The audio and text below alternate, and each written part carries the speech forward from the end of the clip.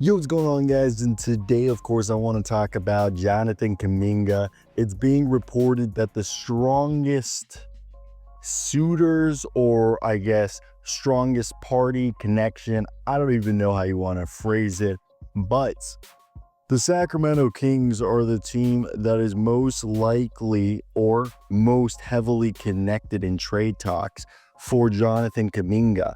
And the thing is Kuminga wants $30 million a year. The Warriors offered him the qualifying offer, which is like just under $10 million. And the thing is that I've said this before. If he were to get signed this offseason, I personally think it's going to be the full mid-level exception. That's the most money he'll get, which is like $14 million a year. What we're seeing is what this year people were getting, I think it's Nickeil Alexander-Walker got it like $64 million over a 4-year deal. 3-year deal would be $48 million or $50 million, whatever it is, broken down in an average annual value, which I believe is like 14.1. Now, they've offered, according to this report that, let me pull up, I believe it is Anthony Slater who put the report out, and Anthony Slater has said that Dario Šarić and Devin Carter, and I believe maybe a pick or draft compensation of some sort, has been the offer that the Kings put on the table, and obviously they have refused the trade offer that Sacramento has offered them, which, I mean, let's be honest. If you're the Warriors at that point, I get why you're not moving on that, because it's not really something that's going to suit you. Now, I think it's going to be definitely interesting how this all plays out. I'm so sorry, guys. I literally got like an eyelash or something stuck in my eye. Legit was blinded for a second. But let me read you the report that we've seen speculate or swirl around line. And before we continue, I want to hear your thoughts. So yeah, Sacramento are the strongest pursuers of Jonathan Kuminga. This is coming Anthony Slater, and that is basically saying, and it goes like this, guys, really, I've been being attacked by an eyelash that's under my eyelid. It's extremely painful. Anthony Slater says no significant traction on Jonathan Kuminga front over the weekend, according to the Athletic sources. Now, restricted free agency is obviously going to be one of those things that you can sit for a while, but they're saying that the offer is a combination of like Dario Šarić, Devin Carter, and draft capital. Now, whatever you think that may be, that might be the best offer. If Kuminga wants to get paid this offseason, that might be the best thing for him. And if he wants to not go to the Kings, maybe he just takes the qualifying offer and just stays. And this seems to be a sign-in trade for the mid-level exception, because you can only send half of the salary that you're signing for. So Dario Šarić, Devin Carter is like half the mid-level exception, in my opinion.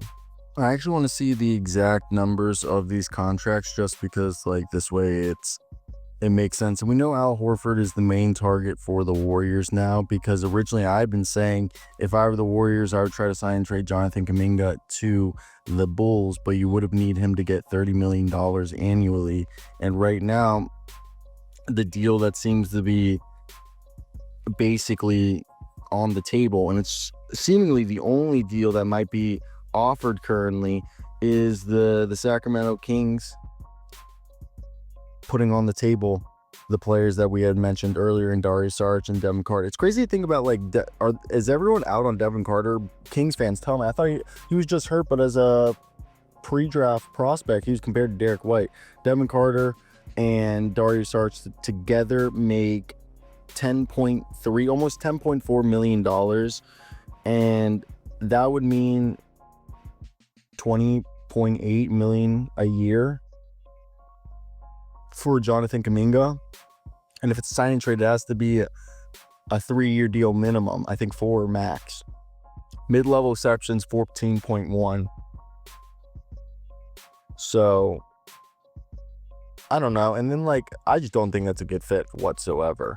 Like, I don't even think that's one that would be good, or I just don't like that fit. Because think about it. Now you have Keegan Murray and Jonathan Kuminga together, Zach LaVine, DeMar DeRozan, Domantas Sabonis, Malik Monk, Dennis Schroeder.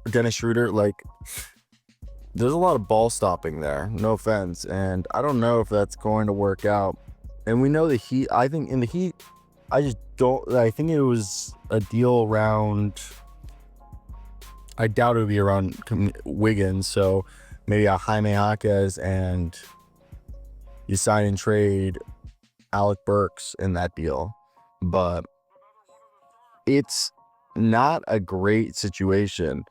Suitors for Jonathan Kuminga are, like, outside of those two that we mentioned, I think Milwaukee was hinted at one, but it wasn't a good, like, the Bulls were the one we talked about, and I really think the Bulls, unless you're getting a Kobe White, Ayo Dosunmu with somebody else, or a Nikola Vucevic, it doesn't make sense. To me, it doesn't make sense if the Bulls are, or not the Bulls, if the Kings are doing this. The Kings would be doing this because they would just be trying to make a move. And I don't know. I think I don't know what to expect from Scott Perry, because like none of his moves were really truly his with the Knicks. They were all Leon Rose's. And he was just Leon Rose's puppet. He seems like a sensible guy. I just don't know if his approach is as pragmatic as he seems. So that's my whole thing, because Kuminga is not a great defender. Hope that he is going to hit and become an all-star.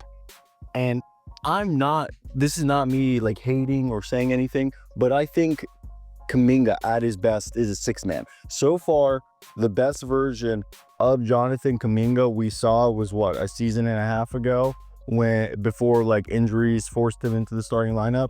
He was one of the three guys in the six-man of the year race. I think it was the year that Malik Monk and Naz Reid were toe-to-toe, and then I think Naz Reid ended up winning that year.